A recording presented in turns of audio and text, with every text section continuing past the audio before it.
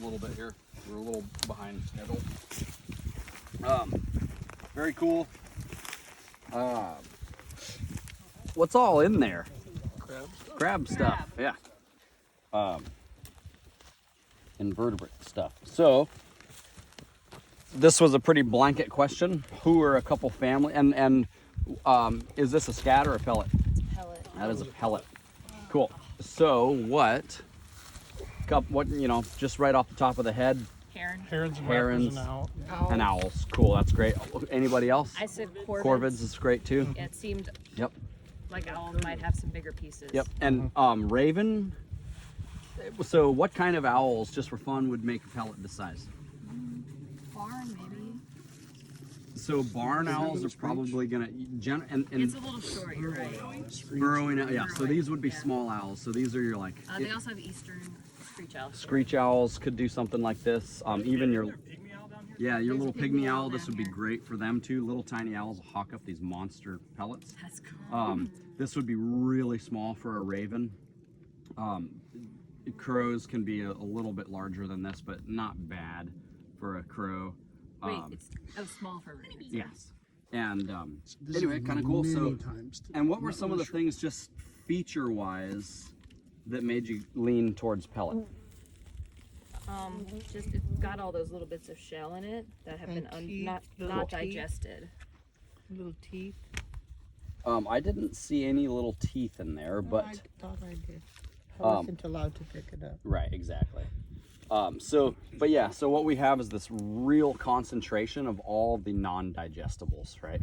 As opposed to it being wrapped into stuff, you just get this concentration of, a lot of times it can be shell pieces and whatever, especially for things eating crustaceans. So just when you said you wanted two, is that like if you get one, you're fine? Like how is that working? We just want, did everybody give two that fall within the realm of carnivorous pellet makers? What about curlew? Well, They are carnivorous. yeah, so, and they're eating stuff like this too, right? Yeah, I would say that. We're being pretty loose about this. We just wanted some ideas on the table. That would be one. I know they curlew. Oh, yeah. Yeah. All the, wading birds. Yeah, I couldn't say that's not a curlew. Right, out there exactly. eating a bunch of crabs. Yeah. But although their bills are pretty much specified for what they do, which is not. Which is the deep probing, right? But a heron would do something like that. Oh yeah, this is bread and butter for Yeah. herons and egrets. I would call this some sort of like a one of the smaller herons or egrets. Like the guy who walked around down there. Yep. But owl would be okay. Oh shoot, we forgot to ask that one. Didn't we? Or did we ask the little bird? You didn't ask that. He did not ask me. You put a flag in it. God damn it. Man, I'm just ruining the good questions. Sorry. Casey, she asked why it wouldn't be an otter scat. Ah, okay, cool. So,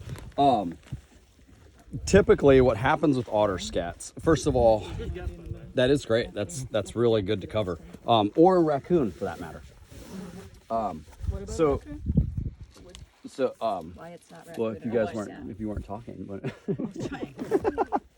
I distracted her, sorry. Casey. so, first the context and the placement of it. So, to have a single, very smooth scat of an otter would be odd. So what they like to do is they'll come up and they often have a latrine site. And so you'll have lots and lots of scat. And what's curious about otters is these scats themselves tend to be really loose.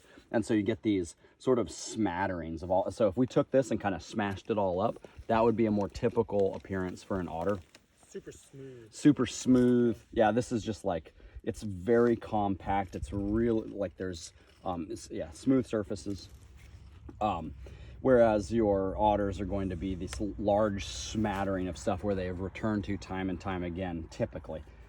So it would be atypical to find a single piece of a scat and have it fall into raccoon or otter, as opposed to this single deposit of something like a bird. And I think with otters and spoons too, like you just get like this looser, more, you'll have little pieces kind of poking out. That's like Right. burnished. It's just like that smooth Exactly. single pellet rather Right. than a big, It's been formed. larger scat that has all kinds of. I think that's the first. And then otters, of course, this wouldn't be a bad spot for otter if we were. And how many otters are down in this country?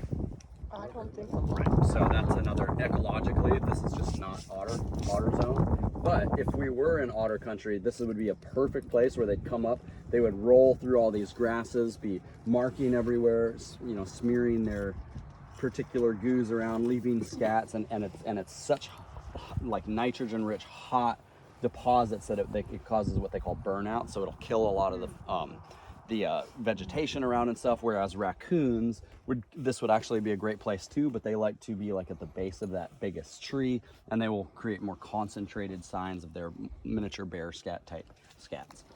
And they'll like kind of latrine a little bit, right? Raccoons.